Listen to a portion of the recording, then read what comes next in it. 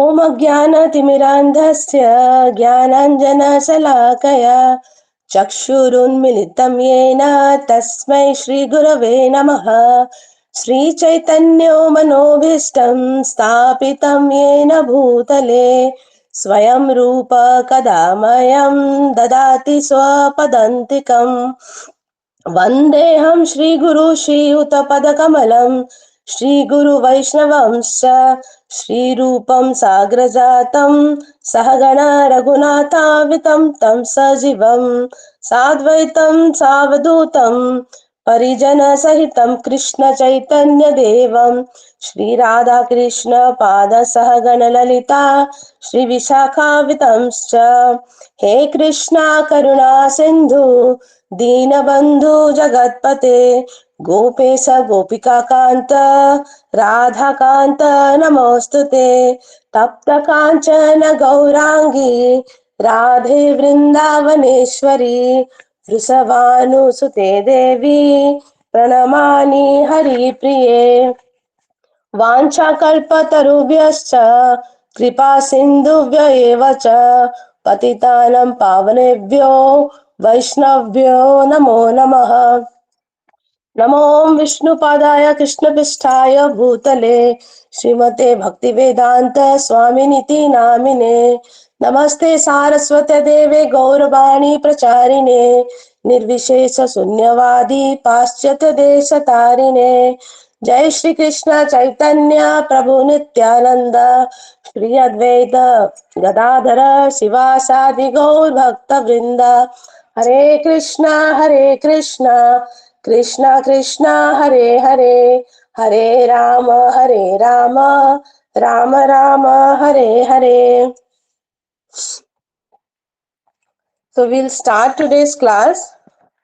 Today's topic is chapter 3, 13 and 14 sloka. So but before that,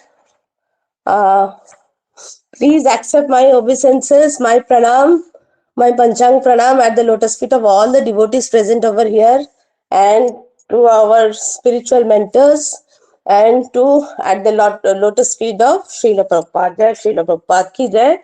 Let him please bestow mercy on me so that I can speak on the glorification of Krishna from the lines spoken in Bhagavad Gita. Okay, so to brush up a little bit of chapter 3, since we'll be taking up the middle 13 and 14, we'll little bit brush up whatever is there in chapter 3. So chapter 3 is basically karma yoga. We all are already started in couple of last weeks. We were going through chapter 3. So chapter 3 begins like this. Arjuna said to Krishna, "O Keshav, you said that buddhi yoga is better than fruitive work. Okay, then why you want me to engage in this ghastly warfare?" So we'll understand. If Krishna has already explained about Sankhya Yoga, the existence of soul, we are all souls, and this is like a temporary body, kind of a dress that will keep on changing, and we'll be taking up, acquiring new dress depending on our past karmas and prarabdha, and everything is there. Whatever good things we did, so that things he has already explained, and he had also explained on how to take a control over the senses and all. So buddhi yoga is also mentioned. And what is fruitive work is like the work we are doing with an intention to get some result. So we are more oriented on the result than the process. We are praying to God that please help me that I get this result in this exam, or whatever I want in this materialistic world. So with a very much with a kamana jota thai মানে ওটা কামনা আছে, এই কামটা মতে এই result পাই হি করিয়ার আছে, not that this is my duty or something. So fruitive work. And what is buddhi yoga? Buddhi yoga, or you can say intelligence, where we are applying our intelligence for Krishna consciousness, or Krishna chetana re joti ame amar buddhi lagauchu. So control of senses by intelligence, that also he has explained. So Arjuna thought Arjuna is trying completely to escape from this ghastly warfare, because he doesn't want to do sins, and all the points, valid strong points already explained why he wants to escape from this war and he doesn't want to do. So now when he heard about this Buddhi Yoga, controlling of senses, so what is thought that then Arjuna is thinking like we all think. We all try to make all kind of excuses, or we all try to find out all kinds of points from where we can escape actually. If the work is very difficult or we don't want to do it when. So here Arjuna is thinking this Buddhi Yoga or controlling of senses by intelligence and with Krishna Chaitanya, then he is thinking that this is kind of a retirement from active life. So let me retire from active life, let me go to any jungle and practice austerity and penance at a secluded place. Why there is a need to get involved in this warfare? Okay, so Arjuna said, I am confused to practice the process of Krishna consciousness by active service or by inertia. So should I keep on doing my duty and keep a control over my mind and senses, or should I just take a break, take retirement, and then do? So this is kind of again Arjuna is confused and asking his guru. Arjuna is confused in the sense we are confused, right? So Krishna is clarifying here, by working by the principles of Buddhi Yoga, one can be free from bonds of action. The karma, the karmic cycle rubi, jane Buddhi Yoga logeki be tadru bhari bar tar gote step se nei paribo. To depend on surrender on the supreme complete, the complete surrenderance amar rahibo at the lotus feet of Lord Krishna, Jagannath. We said yesterday class, our preacher said that when we know who is God, then why to say God? We can name him, right? He has a personal form. So to have a complete surrender at the lotus feet of Lord Jagannath or Lord Krishna, and in this way, all the senses can be controlled, our mind can be controlled, right? And we can use our mind and buddhi in the right path. Okay. So both are actually interdependent. Now, Prabhupada has also clarified in the all the purpose before the 13-14 sloka that religion without understanding the philosophy, just practicing religion without understanding philosophy is a sentiment. Okay, so if there is a sentiment, then sometimes there is a up and down of the sentiment also. Sometimes like we have lots of emotions and lots of sentiments, and sometimes we do not. So that will not progress long.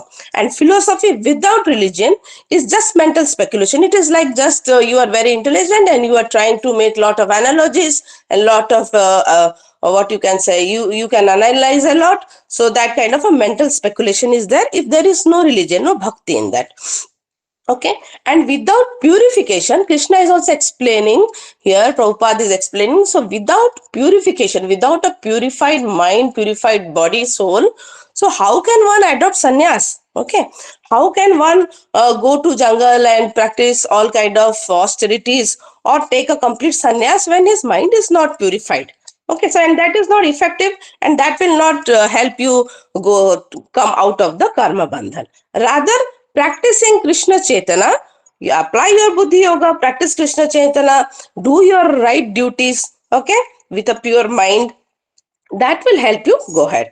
And in this material world, we are already bound by the three modes of material nature. We know that mode of goodness, passion, and ignorance. So we can't stop ourselves doing anything at any point. So at any point, it is not just that I will stay idle, I will keep idle. No, it is not possible. We will definitely do some or other work. We are designed to like that. We are, our mind is designed like that. The God has designed the material world like that. Something or other we will do. And if we do not engage ourselves in the duties, in the work, in the seva, towards Krishna, towards Jagannath, towards our Lord, in the right way, applying our Buddhi Yoga, our understanding, our dharma, our philosophies, everything, then definitely if we don't do that, then we are in the trap of Maya. Then we do wrong things. If we do wrong things, we acquire sin. Even we go in the trap of complete the life cycle of birth and death. So that will not help, right?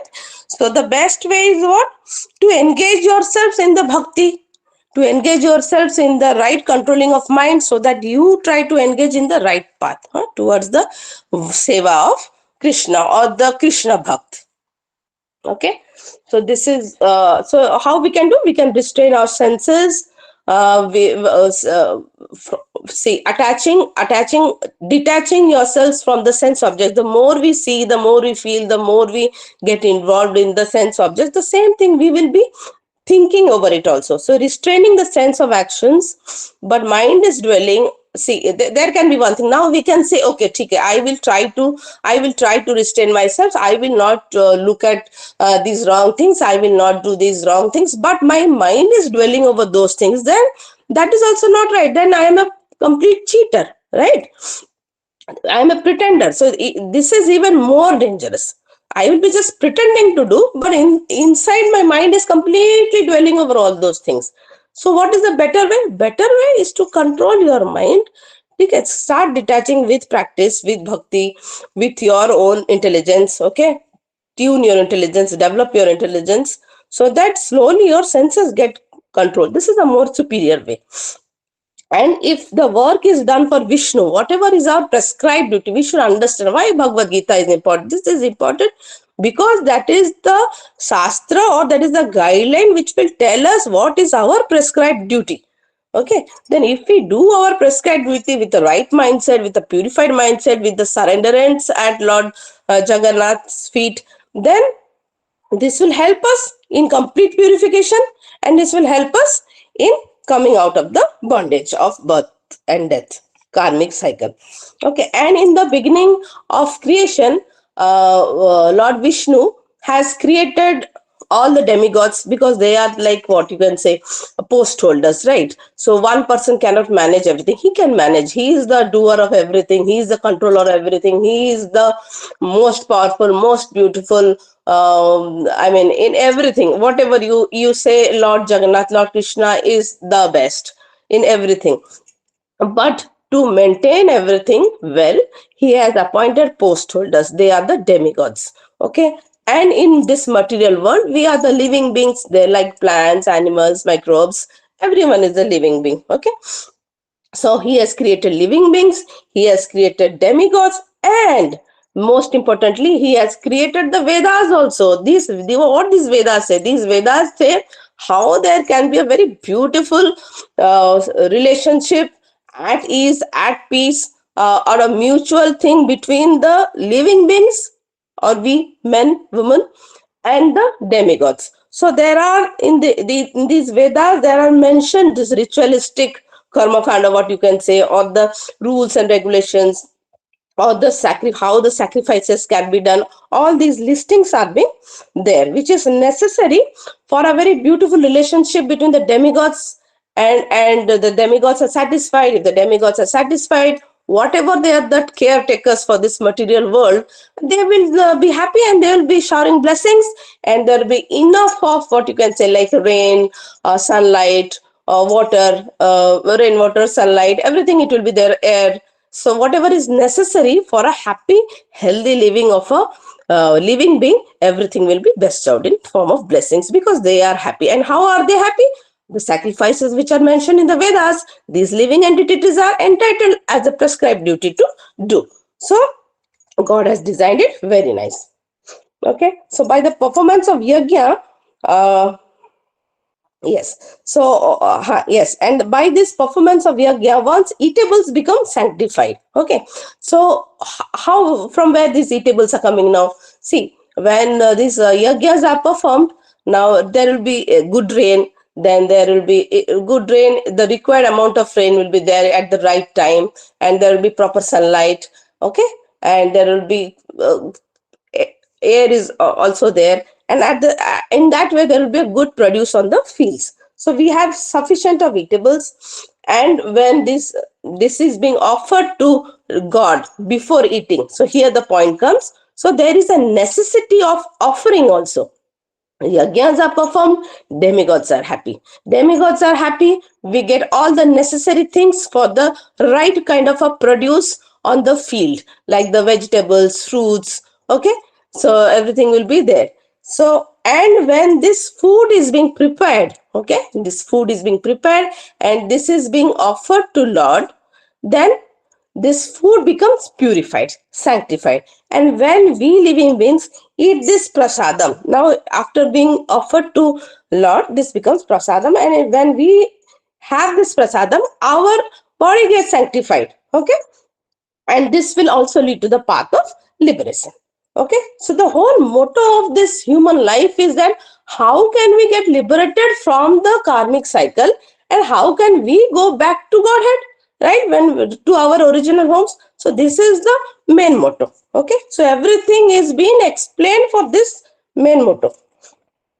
Okay, and this is now necessary in this present day of society.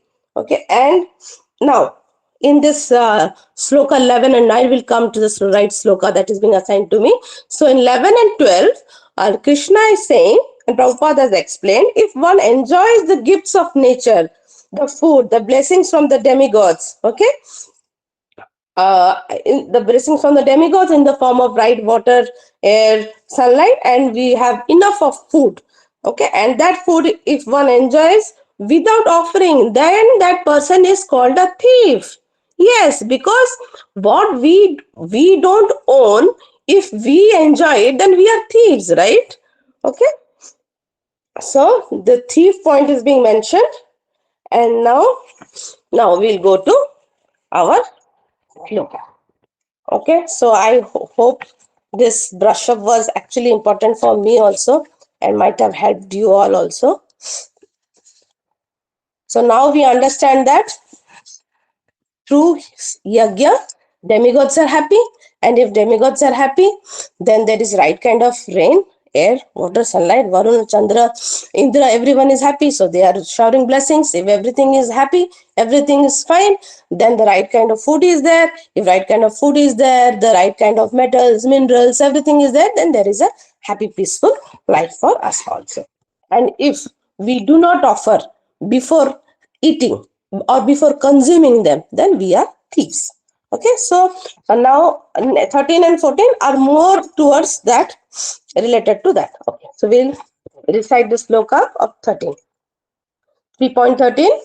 यज्ञशिष्टासिनः सन्तो मुच्यन्ते सर्वकिल्बिषै भुञ्जते तैत्व अघं पापा ये पचन्ति आत्मकारणात्. We'll repeat. यज्ञशिष्टासिनः सन्तो मुच्यन्ते सर्वकिल्बिषै भुञ्जन्ते तैत्व अघं पापा ये पचन्ति आत्मकारणात्. Okay, purport. The devotees of the Lord are released from all kinds of sins because they eat which is offered first for sacrifice. Others who prepare food for personal sense enjoyment verily eat only sin. Okay, so very strong and very important and a very practically that can be implemented sloka or message from the mouth of God Krishna himself. Okay, so what Krishna was earlier saying, that if you don't offer, then you are a thief. Now the devotees, who are the devotees? Devotees who have a lot of shraddha. Yesterday class we have understood a lot about shraddha. So who have lot of love and faith for Krishna, for Jagannath, they are the devotees. Okay, so the devotees, what they are doing, they will offer the food that is prepared as to Krishna, and then only they will have the remnants. Okay, there is a belief that Krishna is having that food. Okay, and that will be remnant from Krishna's plate, and the devotees will be having that as prasadam. Okay, so this the devotees are doing, and devotees, if they do this thing, if they have regular prasadam, then what will happen? They are released from all kinds of sins. Such a big thing, right? So from past so many lives, we are only accumulating sins and sins and sins, and of all varieties, small or big. Okay, so such a powerful method, just by having prasadam. If we are regularly having prasadam, then we can be free from sins. This is the message from Bhagavad Gita. Okay, and now people who prepare food for personal enjoyment and they don't offer, so what are they doing? They are only eating sins. Okay, they are again keeping on accumulating sins, right? So we'll understand how is this happening. Okay, so devotees are like in complete love with Krishna, right? So when a mother when our mother, suppose mother is preparing gulab jamuns in the kitchen, okay, so now she's preparing, and when she's preparing also, she'll be feeling, oh, today my son will eat these gulab jamuns, my daughter will eat these gulab jamuns, they'll be so happy, or my husband will be eating, or my parents are coming home, I'm preparing for them, they'll be so happy to have these gulab jamuns, I will make the best gulab jamuns today. Why? Because that is a love which she has, and which she wants to share it with her children or spouse or parents, okay. Similarly, and it will never happen that she will make those gulab jamuns, the mother will make those gulab jamuns, and she will eat it on her own without giving to her children. Will it happen? Has it ever happened in the history of motherhood or anywhere? No, this will not happen. Why? There is immense love between a mother and a child. Similarly, a devotee has immense love and faith for Krishna. Okay, so without offering them, they will not accept anything, irrespective of any situation. Okay, so that is the love they have. And when there is love, so they can go to any extent, right? And offering food, whatever is made, they do it, and they have it as prasadam. And by this way, God is Krishna is so merciful that he erases away the sins. Okay, now do you think that Krishna wants this food? Krishna in Golak Vrindavan, Ma Radha Rani or Yashodama is not making food for Krishna. Is Krishna really hungry, and is he looking for the food that we are preparing? Huh? And if we don't give, he will stay hungry? No, it is not that. It is that the devotees are offering because of love. Krishna is not waiting that if this devotee is not giving, then I am like in hungry. Okay, I am in pain. No, it is not that. Okay, it is the devotee's love that they offer whatever to Krishna, whatever they want to eat, or you can say they will eat only whatever is offered to Krishna. Okay, so that is their love for Krishna. Okay, the santas, their devotees are called santas because they have lot of compact of love with the supreme personality of Godhead, the Govinda, the giver of all pleasures. Okay, when he has given the all pleasures, how can we not share with him at least, right? Okay, and so and in this Kali Yuga, you can say, okay, this is one form of offering prasadam or offering what we are getting. We are not enjoying everything that we are getting without offering to him. So in that way, in this Kali Yuga, Lord Shri Krishna, Chaitanya Mahaprabhu has given Mahamantra to us in the form of Sankirtan Yajna. Now in this Kali Yuga, doing Yajna of fire and putting all required Yajna materials and all, that is not actually that effective, because pronunciation of those kind of mantras is also not effective nowadays. We don't get those kind of qualified brahmanas also. Those kind of proper materials, ingredients are also not there. So that this Kali Yuga is not suitable for the yajnas that were done in the earlier yugas. Okay. So the easy method, the most effective method, we are so fortunate that 500 plus years back, Lord Chaitanya Mahaprabhu, Nityanand Mahaprabhu, they have given this Mahamantra, and they have helped in the preaching also, and they have guided us. Okay, so we all will say one time Mahamantra: Hare Krishna, Krishna Krishna, Hare Hare, Hare Rama, Rama Rama, Hare Hare. So this Mahamantra is also chanting this Mahamantra, preaching this Mahamantra, okay, in big groups is also Sankirtana Yajna. With this kind of Yajna also, and the Navada Bhakti, the Shravanam, Kirtanam, Smaranam, okay, first these three are the most effective, okay, ending with Atma Nivedanam, the complete surrenderance. So with Shravanam, Kirtanam, okay, Smaranam also regularly, if we practice Japa, Mahamantra chanting, then this is also one kind of, or this is the most effective yajna that we can also do, because we all need to do yajna, because we have to satisfy the demigods through demigods, or we can say we are satisfying Lord Vishnu, Lord Jagannath, and indirectly all the demigods are also satisfied. Okay. Now coming to, now we have understood that devotees with love, they are offering whatever they have prepared or whatever they are receiving on the produce. okay, on the field, milk, whatever, and then that only they have it as prasadam. And Krishna is so merciful that he is washing away all the sins from the devotees through this. Okay, all kinds of uh, so Krishna, in this material world, the food is in contaminated form, so he is accepting this contaminated form and he is purifying the food for us. Okay, and we'll have it as prasadam. Okay, so others who prepare food for themselves or for their own sense gratification, for their own happiness, and they don't offer to Lord, then they are called as thieves or eaters of only all kinds of sins. So how we can say that we are eating sins? Because when a food is prepared or when there is a produce on the field also, so many small living, we can say the insects which are visible, not visible, they get killed. Okay, we are putting pesticides and all those. And while cooking also, while keeping water in pot or while cooking, there is fire. So in the process of cooking also, or in the process of eating also, you can say, so many kind of living beings, maybe invisible, maybe visible, they get affected. Okay, they get killed. So that kind of a sin is also there. So this is not avoidable at all. We say that we will avoid. No, this is not avoidable. This is practically not avoidable. Okay, so if we cannot avoid, so what is the best way? So offer it as prasadam.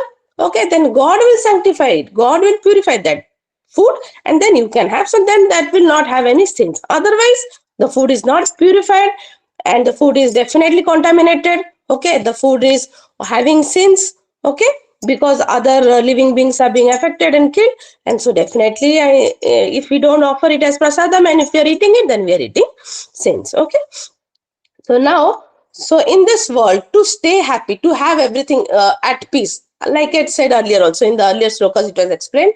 So there has to be a balance between demigods have to be happy and the living beings have to do some kind of yajna, okay, to make them happy. So for this Kali Yuga, the best form of yajna is the Sankirtan yajna. And in full Krishna Chaitanya, full Krishna consciousness, if we do preaching, if we do japa, smaranam, kirtam, shravanam, okay, then that will also bring peace and lot of happiness to this material world. Okay. Now, in next sloka, so more insight is being given. Okay, how this food which is being produced is related to the demigods being satisfied, and all those more details, more and more details related to the previous one only. Okay, so next 3.14. अन्नात् भवन्ति भूतानि पर्जन्यत् अन्न संभवः यज्ञात् भवति पर्जन्यो यज्ञ कर्म समुद्भवः. Repeat. अन्नात् भवन्ति भूतानि पर्जन्यात् अन्न संभवः यज्ञात् भवति पर्जन्यो यज्ञ कर्म समुद्भवः. But all living bodies subsist on food grains, which are produced from rains. Rains are produced by performance of yajna, and yajna is born of prescribed duties.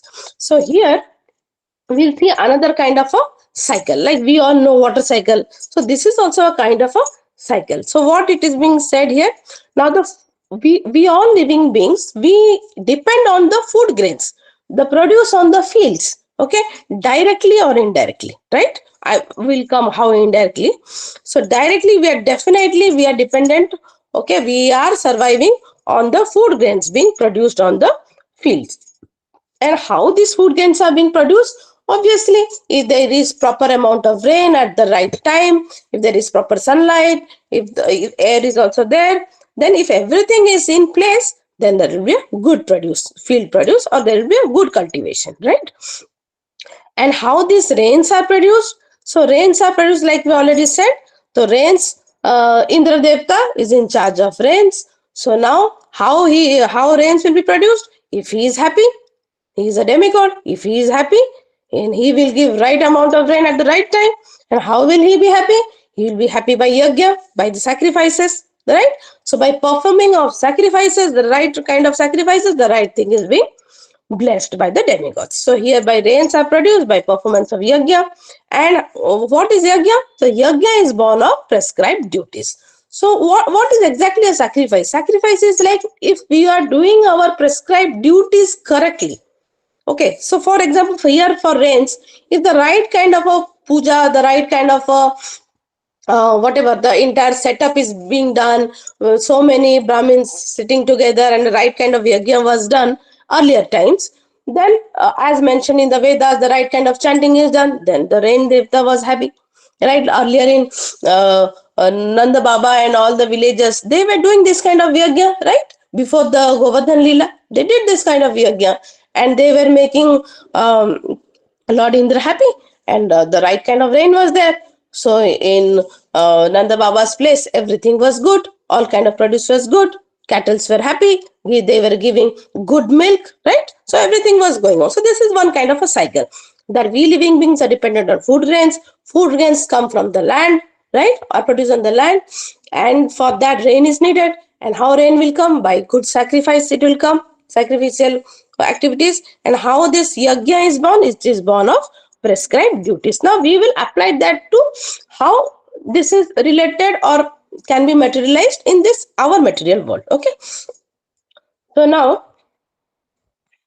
yes, and we can say that do we need to directly worship all the demigods and all the ritualistic that are being mentioned in the Vedas? And is it easy also? Can it be possible by us, by the Kali Yuga people who were in Kali, we don't even remember what we ate few hours back, what we even spoke or what we even read few hours back or few days back?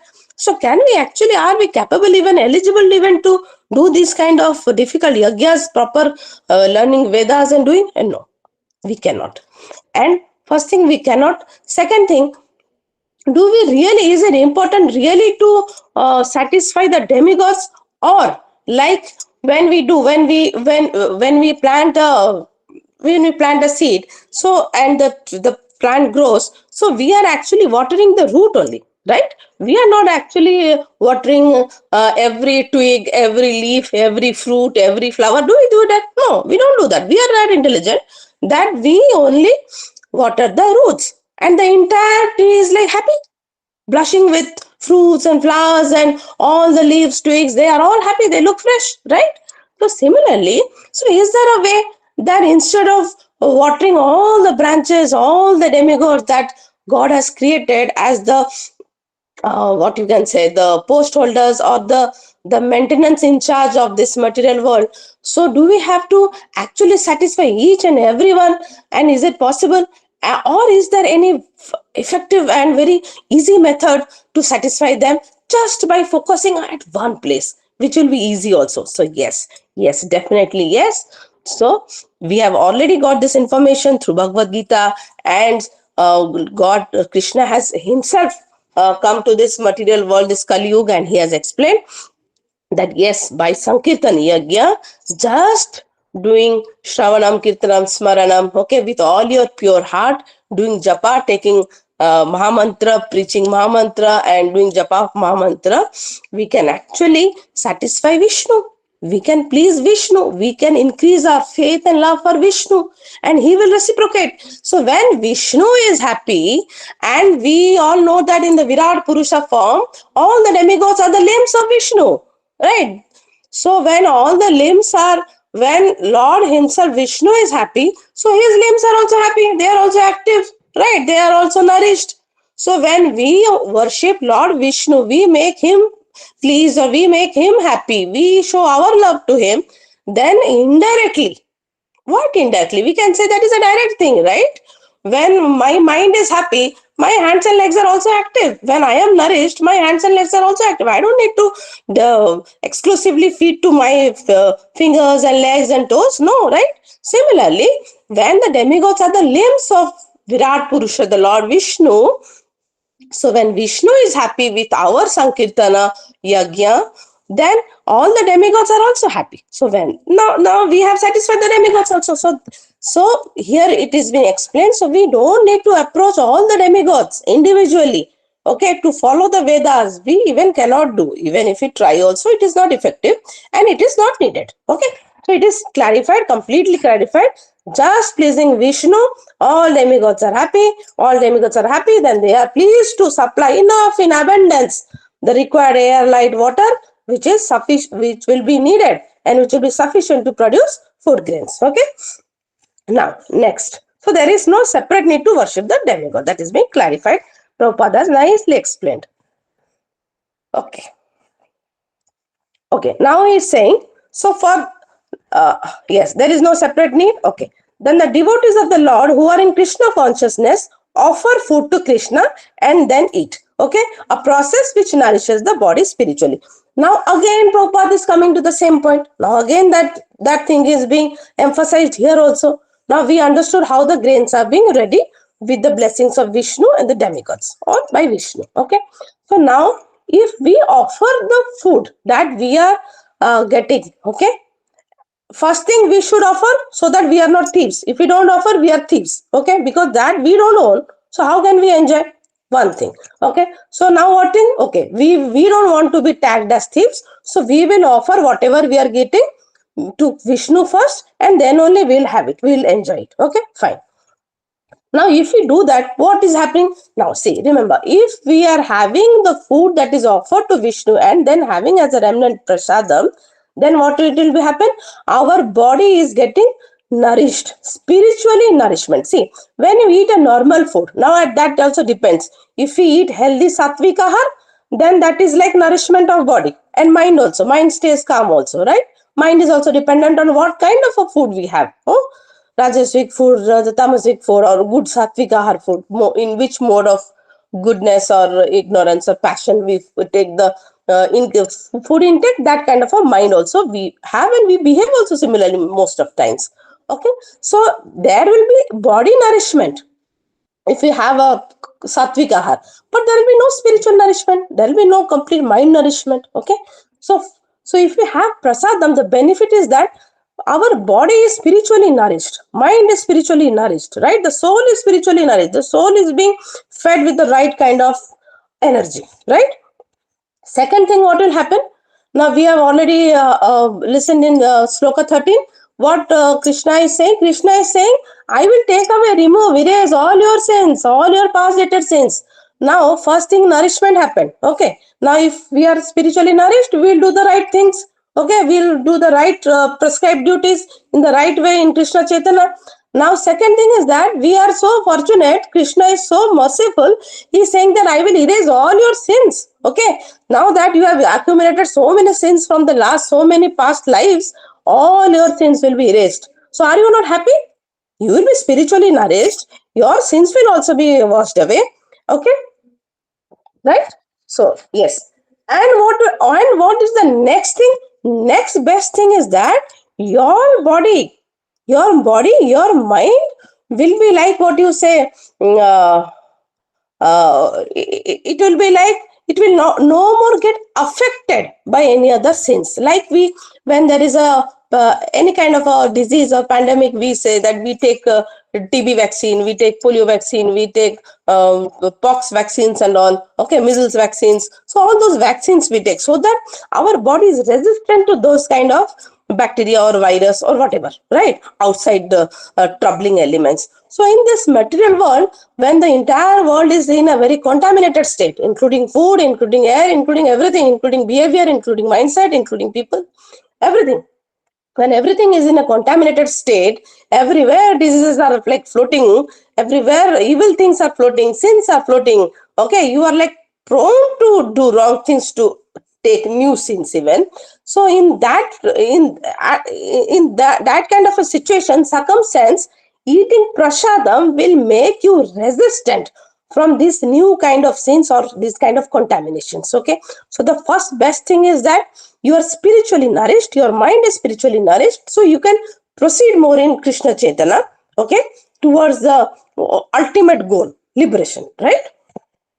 Not in one life, maybe subsequent lives, right? Krishna has already told very soon, ati sigra I can take you. You just keep going. Abhyas and detachment, practice and detachment, keep going. Ati sigra I will take. He has already given assurance, so we don't need to worry. Okay. Second thing is what? Second thing is all the past sins are being erased, right? So we are getting sin free. Huh? No, all papa karma free. We are from all the papa. We are getting free. Okay, so material bondages will be very sooner be free Okay, and third thing is our body is immunized, right? I was not getting this word. So our body is immunized to all kind of material contaminations. Okay, so these are the best things if we offer food as prasadam before eating, right? Okay. Now, okay, I was saying that. So indirectly we were saying how we are dependent indirectly on the food grains. Suppose directly we understand, right? The fruits, the vegetables, the roots, the tubers that we get, all the metals, minerals that is available, water. So everything is our food intake, right? Or whatever we want to make, also we need the metals and the alloys which are being present, right?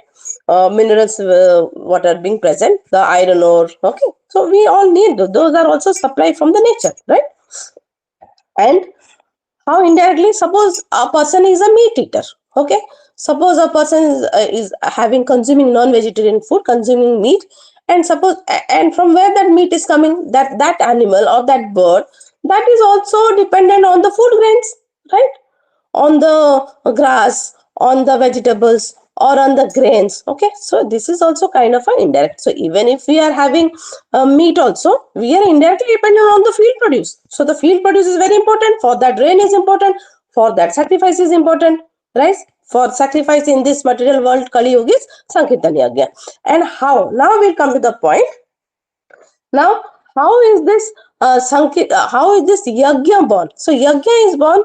Krishna is saying yagya is born out of the prescribed duties. Okay. So Krishna is saying that if we do our prescribed duties correctly, okay, whatever Bhagavad Gita is saying, whatever the all the shastras have mentioned, how what is the prescribed duty of a person, of a living being, then that will lead to the right yagya. Okay, and if we are not doing the right yajna, then we'll be always in scarcity, right? If we don't do this yajna, Sankirtan yajna, then Vishnu is not happy. Is Vishnu is not happy, demigods are not happy. Demigods are not happy. Then the right kind of whatever is needed in nature, it is that is not there. So we are in scarcity. So when we are in scarcity, how can we be happy? Obviously, there will be a lot of trouble, lot of fights, lot of what you can say. I mean, wrong dealings, wrong kind of nature, complete fight, ashanti hi ashanti. चारों ओर अशांति ही अशांति because there is scarcity अभाव रे तो अशांति ही रहिबो ना अभाव रे तो केबे खुशी आसीबोनी एंड देन आज राम राज्य आमे को राम राज्य टाइम और जो Prahlad Maharaj time why there was so much of peace and happiness everyone was in bhakti everyone was progressing in spirituality why was it happening because the right kind of yajna was done, the demigods were happy, Vishnu was happy. Okay, so whatever is needed for nature, for the survival of living beings, and for happy living of living beings, everything was there. So everyone was happy, right? So there was no kind of theft, there were no kind of wrong things. But nowadays, since the right yajna is not being practiced properly, the Sankirtan yajna, the Mahamantra preaching, that Krishna consciousness is not being well practiced nowadays. So there is lot of ashanti. There is no peace. We are in starvation. We are in scarcity, right?